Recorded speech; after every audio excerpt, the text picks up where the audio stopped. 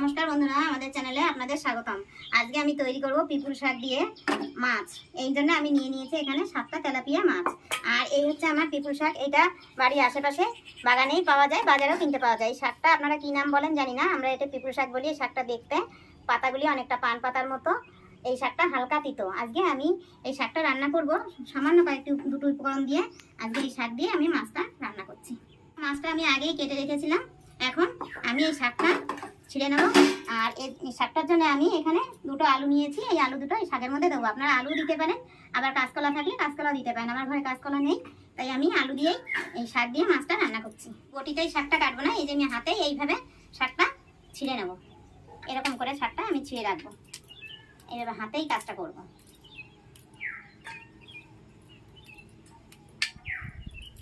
আমার সব ছেঁড়া হয়ে গেছে। ঠিক এই যে এরকম বড় বড় করে এই যে এইভাবে শাকগুলি ছিঁড়ে নিতে হবে, বেশি কুচানো যাবে না। এবার আমি এই শাকটা জলে ভিজিয়ে রাখছি।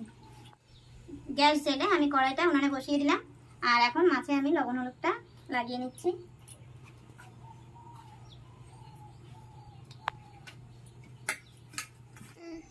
আমি কড়াইতে তেল আগে দিয়ে দিয়েছিলাম, তেল থেকে ধোয়া উঠছে। এখন আমি একটা একটা করে তেলের মধ্যে মাছগুলি দিয়ে দিচ্ছি। আমি সম্পূর্ণ মাছটা একবারে দেবো না, আমি দুবারে মাছটা আস্তে আস্তে ঢেলে নেব। মাছ ভাজা হতে হতে আমি আলুগুলি এখন কেটে নেব। আর যা লাগবে আমার অন্য জিনিস এই রান্নায় সেগুলি সব গুছিয়ে নেব। মাছগুলি আমার সব ভাজা হয়ে গেল। আমি এখন মাছ কটা সব নামিয়ে নিচ্ছি। আর কড়াইতে অনেকটা তেল রয়েছে, এতটা তেলের মধ্যে দেবো না বলে আমি বাটিতে একটু তেল নামিয়ে রাখছি। এবার এই যে আলুগুলি দেবো বলে রেখেছিলাম, সেই আলুগুলি আমি এখন এই তেলের উপর দিয়ে দেবো। আলুগুলি ঠিক এরকম পাতলা পাতলা করে কেটে দেবেন। বেশি মোটা মোটা করে আলু এর মধ্যে দিলে ভালো লাগে না, এরকম পাতলা পাতলা করেই দিতে হবে। আলুগুলি হালকা একটু তেলের উপর ভেজে নেব। এরকম ভাজা হয়ে গেছে, এই যে ঠিক এরকম ভেজে একটু তার মধ্যে জল দিয়ে দিচ্ছি। এখন এর মধ্যে আমি 1 চামচ হলুদ দিয়ে দিচ্ছি। আর দেবো 1 চামচ লবণ। লবণটা তো যে যার মতো পরিমাণ মতো দিয়ে দেবেন। এখানে অল্প দিচ্ছি, 1 চামচ হলেই আমার হয়ে যাবে।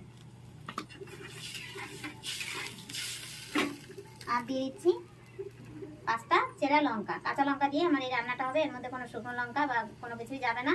আর ঝালটা একটু কমই দিতে হয় এই শাকটা, যেহেতু এই শাকটা একটু হালকা ঝাল ঝাল ভাব আছে, ওর জন্য ঝালটা কম দিতে হবে। মাত্র 5টা লঙ্কা এর মধ্যে দিয়ে দিলাম।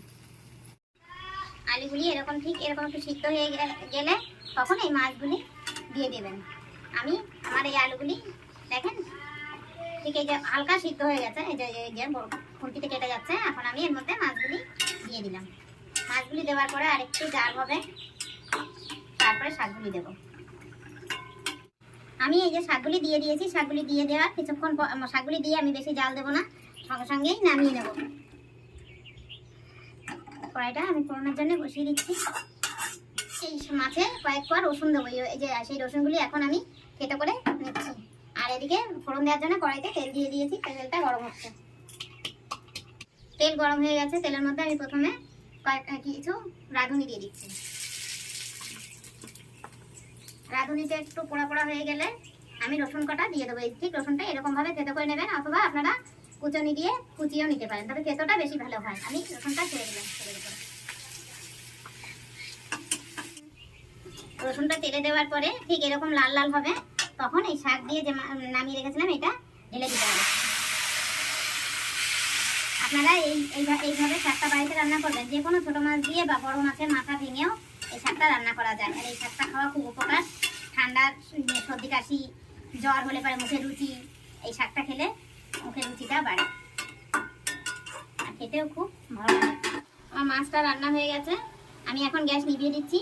এই শাকটা দেওয়ার পরে বেশিক্ষণ জাল দিতে নেই, তাই আমি দিয়ে একটুখানি জাল দিয়েই আমি এই যে নিভিয়ে দিয়ে, আর এতে ঝোলও বেশি রাখবেন না, ঠিক এরকম অল্প ঝোলে শাকটা রান্না করতে হবে মাছ দিয়ে।